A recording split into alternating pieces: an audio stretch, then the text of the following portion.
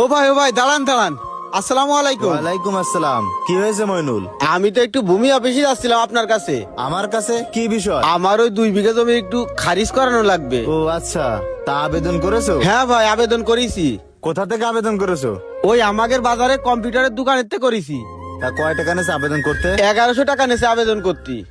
উনি কইলো এটা নাকি সরকারি ফি। ও আচ্ছা, তা আবেদন করেছো, তা কোনো রিসিট দেয়নি? হ্যাঁ ভাই, রিসিট আছে, রিসিট আছে, এই যে আমার সাথে আছে। তাহলে তো তোমার আবেদন হয়েই গেছে।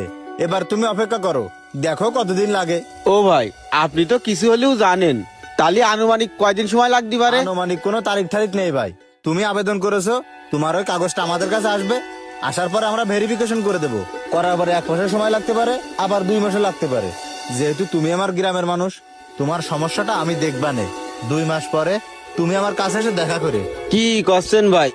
তাহলে এক কাজ করি, আমি ওই 2 মাস পরে আপনার সাথে যোগাযোগ করবানে। আমি তাহলে এখন আসি ভাই। হ্যাঁ, আসসালামু আলাইকুম। ওয়ালাইকুম আসসালাম। আমাদের কাছ থেকে করলে টাকা বেশি খরচ হবে বলে তুমি অন্য জায়গা থেকে কাজটা কমপ্লিট করাচ্ছ। ঠিক আছে, দেখি তুমি কিভাবে তোমার জমিটা খারিজ করাও। আমি সেটা না দেখে যাচ্ছি না। জমিটা খারিজ করানোর জন্য নিজে নিজে আবেদন করলাম, যেন কোনো ঝামেলা না হয়। এখন সে ঝামেলার ভিতরেই পড়লাম। ভূমি অফিসে কার সাথে কথা কইছিস? আরে কার সাথে কথা কব? ওই যে আমাদের আলামিন ভাই আছে না, হ্যাঁ। আলামিন ভাই কইলে আলামিন ভাইয়ের সাথেই কথা কতি। আর ভূমি অফিসে দেওয়া লাগবে না। শোন ভাই, তুই আলামিনের সাথে কথা কইস আর ভূমি অফিসেই যাইস। টাকা ছাড়া কোনো কাজ হবে না। তুই যদি টাকা খরচ করতে পারিস, তাহলে তোর কাজ 2 মাস না 2 দিনই হয়ে যাবে। এসব টাকার খেলা ভাই।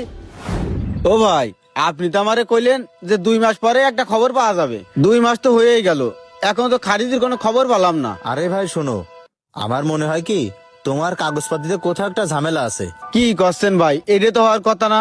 আমার সব কাগজপাতি ঠিক আছে। আমার মনে হয় তোমার খাজনার কাগজ নেই। আমার খাজনার কাগজও আছে, আমার সাথেই রয়েছে।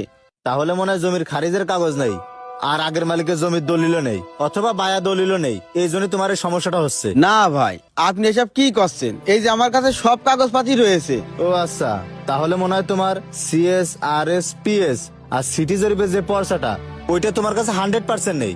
সেই জন্য মনে হয় এই সমস্যাটা হচ্ছে। না ভাই, আমার কাছে সিএস আর এস পিএস এছাড়াও সিটি জরিপের যে পর্চা, ওই কাগজ আমার সাথেই আছে। এই যে আমার কাছেই রয়েছে। তাহলে তো সবকিছু ঠিকই আছে, কিছুদিন অপেক্ষা করো, হয়ে যাবে। ও ভাই, করছিলাম কি কোনোভাবে কি কোনো উপায় নেই যে সময়টা একটু কমায় নিয়ে আসা যায়? মানে কি বলতে চাচ্ছ? তুমি কি আমাকে ঘুষ দিতে চাচ্ছ? আমাকে কি দেখে মনে হয় যে আমি টাকার বিনিময়ে কাজ করি? না না ভাই, আমি আপনারা কোনোভাবে ঘুষির কথা কইনি। আচ্ছা আচ্ছা, ঠিক আছে, তোমার মোবাইল নাম্বারটা দিয়ে যাও। যদি আমি কোনো উপায় বের করতে